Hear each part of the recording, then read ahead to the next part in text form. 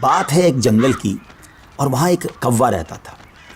آپ جانتے ہیں نا، کوے کا رنگ بڑا کالا سیاہ ہوتا ہے، مگر وہ بڑا خوش تھا، بہت انجوائے کر رہا تھا لائف کو، طرح طرح کے کھانے کھاتا، اور رات ہوتی تو کسی بھی خوشبودار درخت پر جا کر رات بسر کرتا، انجوائے کر رہا تھا اپنی لائف کو۔ اچانک اس کی نظر ایک سفید کبوتر پر پڑی۔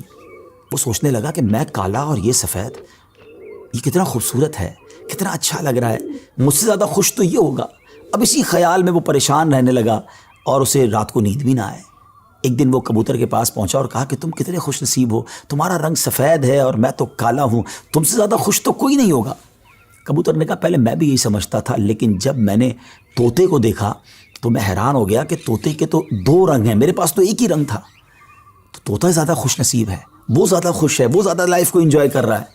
اب کوا کبوتر کو چھوڑ کر طوطے کے پاس پہنچ گیا۔ کہا طوطے تم تو زیادہ انجوائے کرتے ہوگے، کتنے خوش ہوگے کہ تمہارے پاس تو دو رنگ ہیں جسم پر، تمہاری باڈی بہت خوبصورت لگتی ہوگی۔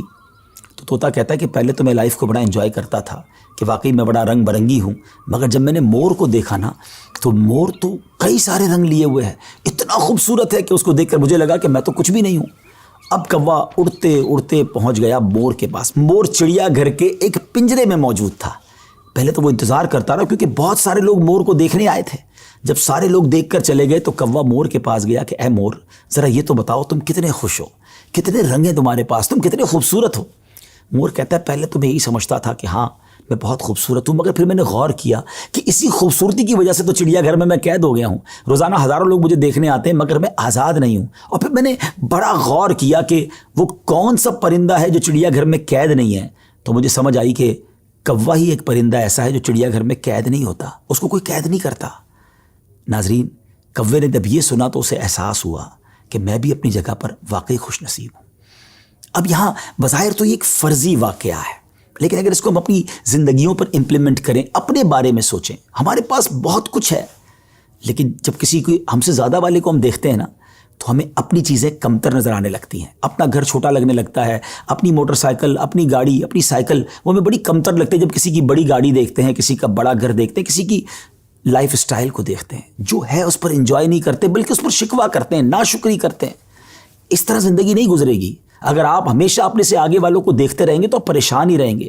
اگر آپ نے موازنہ کرنا ہی ہے، کمپیریزن کرنا ہی ہے، تو اپنے سے کمتر لوگوں کو دیکھیں نا۔ کئی لوگ بڑی مشکل زندگی گزار رہے ہیں، اللہ نے مجھے اور آپ کو بہت خوشحال رکھا ہے، جی ہاں اب بھی ہم لاکھوں کروڑوں سے اچھے ہیں، لیکن مسئلہ یہ کہ ہمیں تو آگے والوں کو دیکھ کر ڈیمورلائز ہونا ہوتا ہے۔ شکر ادا کیجئے، اور سبحان اللہ، میرے رب کا تو وعدہ بھی ہے نا قرآن میں، لَإِن شَكَرْتُمْ لَأَزِيدَنَّكُمْ، تم میرا شکر ادا کرو میں تمہیں اور دوں گا۔ تو جب آپ اللہ کا شکر ادا کر رہے ہوتے ہیں نا کہ یا اللہ تو نے مجھے کروڑوں سے اچھا بنایا، تو وہ اور عطا فرماتا ہے، آپ اور آگے بڑھتے ہیں۔ تو بہرحال یہ چھوٹی سی حکایت ہے، اللہ کرے اس سے سبق لیں، ناشکری چھوڑ دیں اور شکر ادا